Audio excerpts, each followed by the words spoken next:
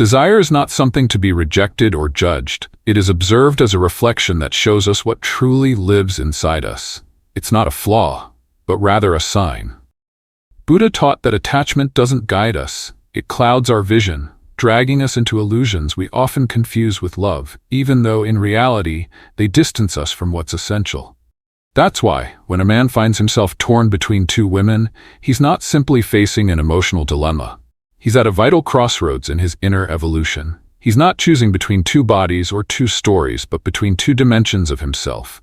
One that speaks of unresolved pasts, and another that offers the possibility of healing. The mind, the heart, and inner truth.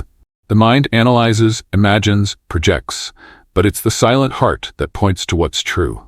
Zen reminds us that the mind manufactures realities, but the heart reveals the authentic. Often, what we believe we desire doesn't match what the soul quietly clings to. A man may feel happiness, desire, or joy with one woman, and a spark of adventure or intensity with another. But beyond that duality, his soul remains silent, waiting for him to finally hear what he truly needs. What we think we need is often merely a response to superficial lack, while what truly nourishes us appears without fanfare, like a gentle breeze barely perceptible amid so much noise. This happens because the conflict is not only about love, but holds a deeper teaching about karma, attachment, desire, truth, and self-recognition. When a man struggles between two women, he doesn't always stay with the one he loved most, or the one who gave him the most, but with the one whose presence resonated with some still incomplete part of himself. Two energies, one inner path. One woman may arrive like an intense storm, provocative, unpredictable. With her, the ego is activated, the heart races, and the thrill of conquest sweeps him away.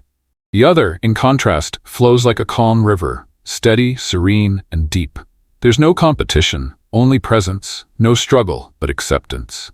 Caught between these two energies, the man feels divided. With one, he feels full of life, yet exhausted. With the other, he finds peace, though he fears that peace might become monotony. This confusion leads many to lose themselves. He feels intensely alive with one woman, but at peace with the other. His ego vibrates with one, while his soul finds calm with the other. Each time he distances himself from one, he runs back to the other, and when he embraces one, he feels the absence of the other. But in truth, the issue does not lie with either of them. Every movement is a way of fleeing from what he has yet to heal. Every return, an unconscious attempt to find what he didn't know how to value. One woman embodies the emotional chaos of his story, the disorder that makes him feel alive, but at the cost of his serenity. The other symbolizes a life without masks, where authenticity alone is enough. In this dance, he has not yet understood that love is not found in choosing between two people, but in facing his own shadows. The true conquest is inner peace. As Buddha taught, unfulfilled desire generates suffering, making us crave what's absent and disregard what we already have. One woman may offer passion, beauty, attention, desire, but if all of this becomes a necessity, dissatisfaction arises. Another may offer quiet love without demands or games. Though there's no drama, the ego doesn't perceive it as a victory. But the true conquest isn't winning someone, it's finding peace within oneself. What we chase runs away. What we calmly contemplate merges with us. The ego wants attention, recognition, applause. It's seduced by the woman who challenges him, who makes herself desirable, because he believes that if he conquers her, he'll finally be worthy. But the soul isn't trying to prove anything. It only seeks resonance, home, rest. The woman who doesn't compete or demand, who simply is, disarms the ego because her mere presence doesn't need to be conquered. She isn't a trophy, she's a mirror. And while the ego doesn't understand this, the soul does. The path to the sacred. There comes a moment when running, competing, and proving oneself becomes exhausting. Achievements lose their meaning. At that moment, what once seemed boring starts to feel genuine.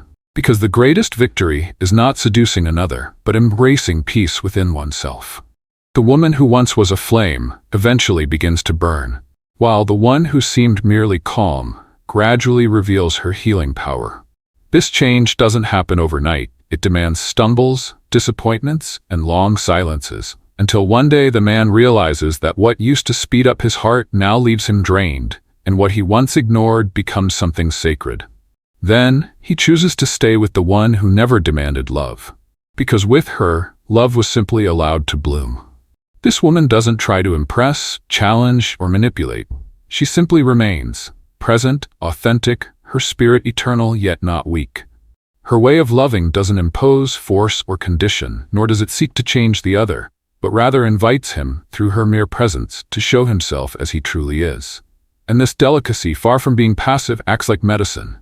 She doesn't wound, threaten, or demand results. She simply offers a space where he can find himself without fear, because in a world full of appearances, being genuine is a form of wisdom.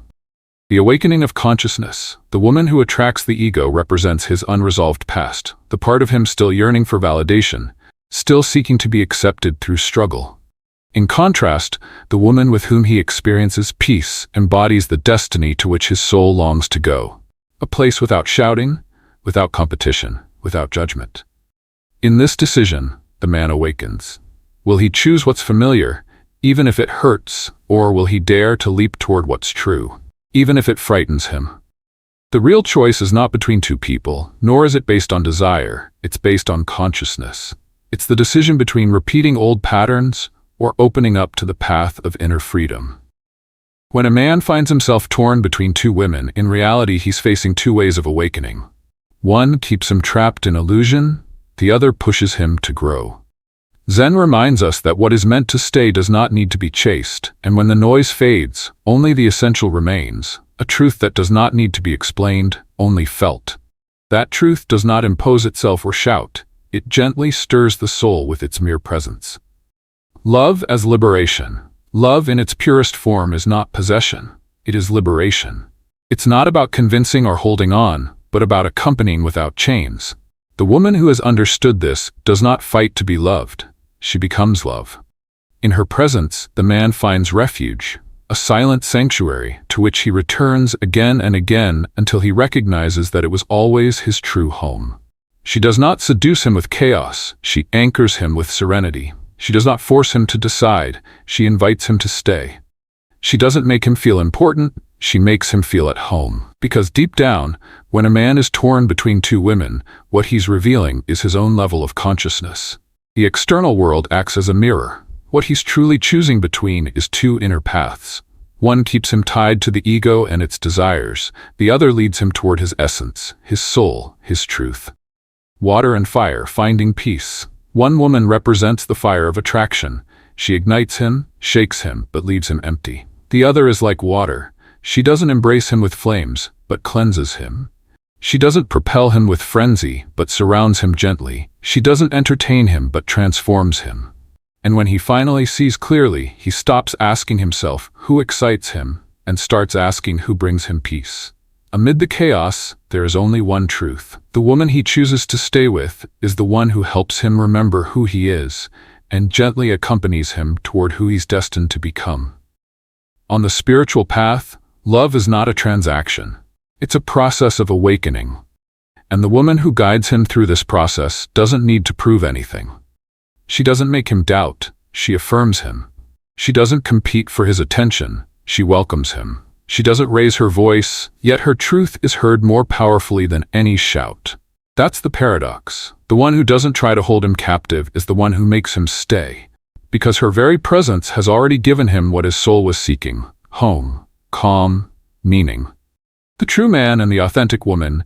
Zen teaches that when faced with confusion, one must sit still. When faced with doubt, breathe. When faced with indecision, observe. Because what remains silent amid the noise, that is what's true. The man who has weathered his own storms no longer seeks fire. He seeks shade, he seeks peace. And when he finds a woman who doesn't let herself be swept away by drama, but embraces him with serenity, he stops running. This woman isn't the flashiest or the most insistent. She's simply the one who aligns most deeply with his soul. And that's enough.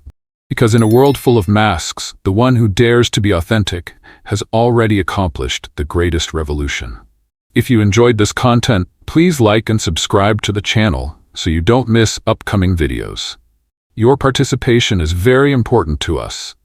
If this video helped you in any way, please leave your like and subscribe. That way, you help support the channel to continue producing more material like this.